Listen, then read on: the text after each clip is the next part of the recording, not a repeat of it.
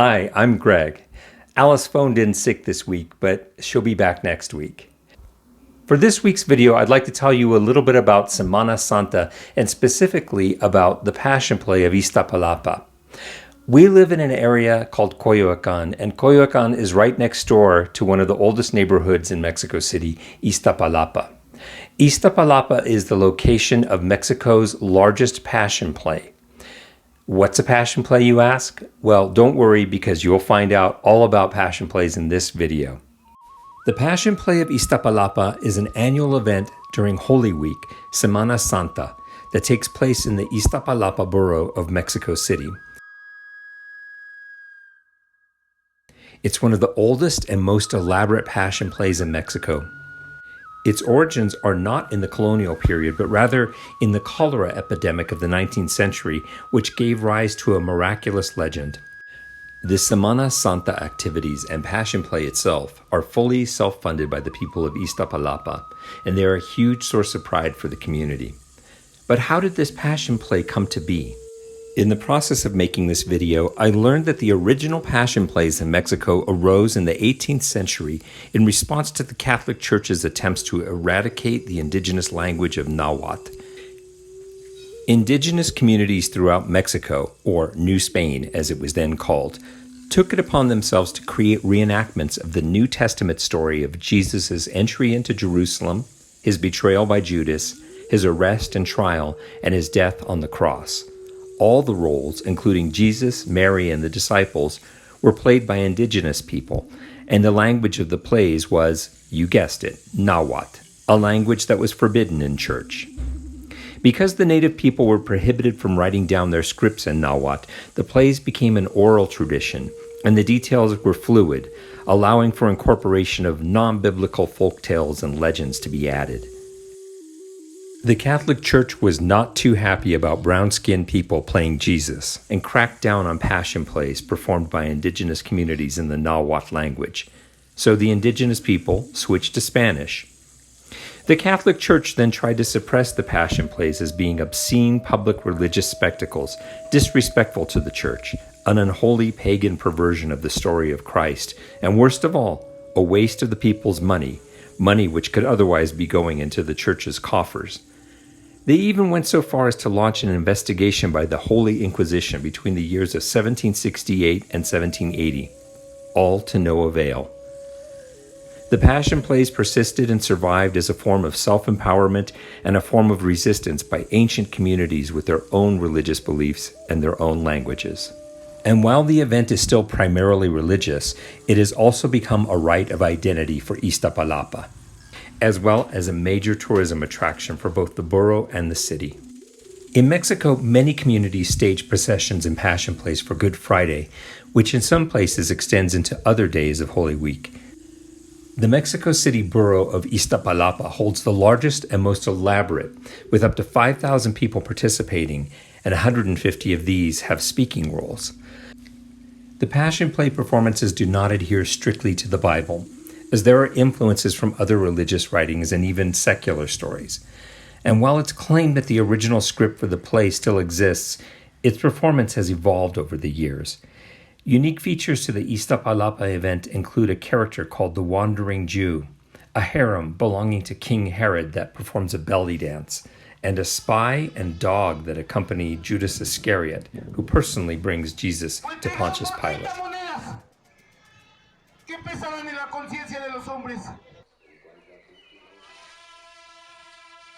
Costumes are elaborate. The Roman soldiers wear leather sandals, bright tunics, plumed helmets, and carry javelins and swords, and a number of these ride horses lent by the Mexico City police who trained them to ride. The performances begin on Palm Sunday, with a procession along Calle Aztecas to the local parish church, where Mass is held. Then, the recreation of Jesus' entry into Jerusalem, donde recrearon los pasajes bíblicos, desde la entrada triunfal de Jesús de Nazaret a Jerusalén. On Holy Tuesday, a scene depicting the feeding of the multitude, the miracle of the bread and fish, is held. Crowds grow for Maundy Thursday at the Cuitlahuac Plaza, which begins with a procession that finishes with the reenactment of the Last Supper. the washing by Jesus of his disciples' feet, and Judas's betrayal. When Jesus is arrested, Aztec drums and flutes announce the event. ¡Detente, maldito! ¡Bien hecho, Pedro! ¡Cuidado! ¡Muy bien! ¡Pedro! ¡Soldados de Roma! The play is intense and emotional, especially on Good Friday. The scene of Jesus being tried by Pontius Pilate occurs at midday at the Cuitlahuac Plaza. He is then turned over to the Pharisees. After this, about 10,000 people take part in the procession to Calvary, carrying crosses of different sizes. This procession is an enactment of the Stations of the Cross. Jesus is kicked, beaten, and whipped, and cinematic blood is used. When he stumbles and falls, the crowds react. Judas walks through the streets, and the crowd calls out, "Traitor!" as the actor throws coins from his bag. At the top of the Cerro de la Estrella, which doubles as Mount Calvary, the sound of nails being hammered comes across loudspeakers, and the crowd becomes very quiet. The actor is really bound to the cross and remains there for about 20 minutes. As the cross with Jesus is lifted, it is not unusual to see people crying.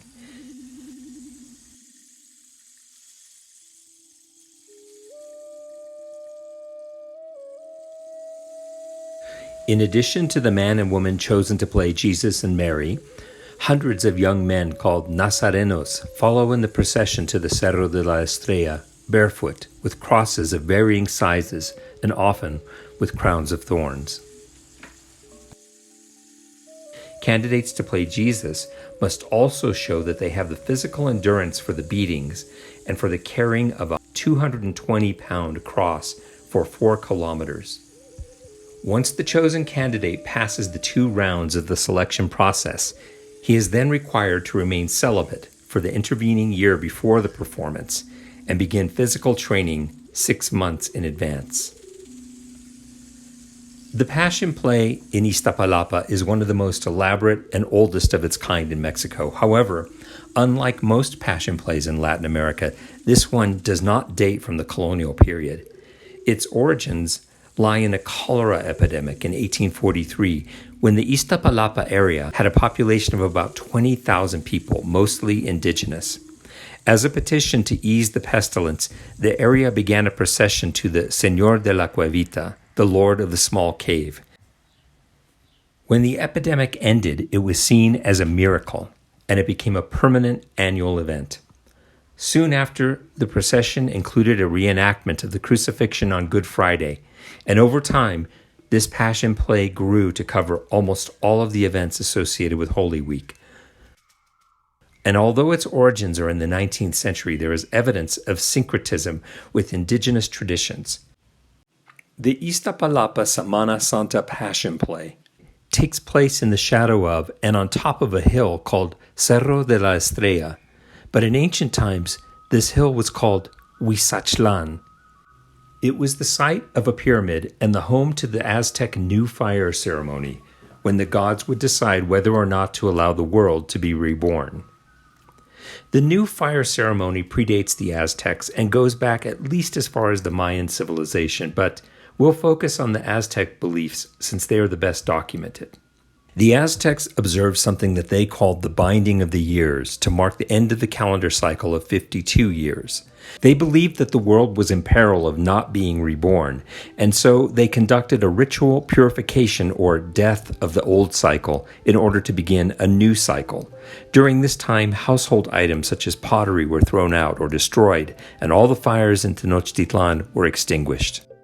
A ceremony was held on the pyramid at the very top of Huizachtlan, and the blood and the heart of a captive was added to a new fire to appease the gods. If the fire caught and remained burning, the 52-year calendar would begin again, and the fire would then be taken all over Tenochtitlan to relight all the fires throughout the city.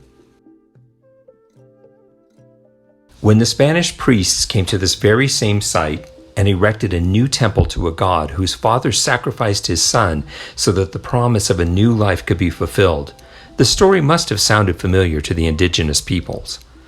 It's through understanding these historical connections that we can see Mexican Catholicism as a unique form of syncretism between European religion and pre-Hispanic belief systems, and the Passion Play at Iztapalapa as an expression of indigenous resistance against colonization. If you've enjoyed the content of this week's video, please hit the like button, please subscribe, and don't forget to click that notification bell so you'll be notified when we upload a new video, which is typically every Thursday.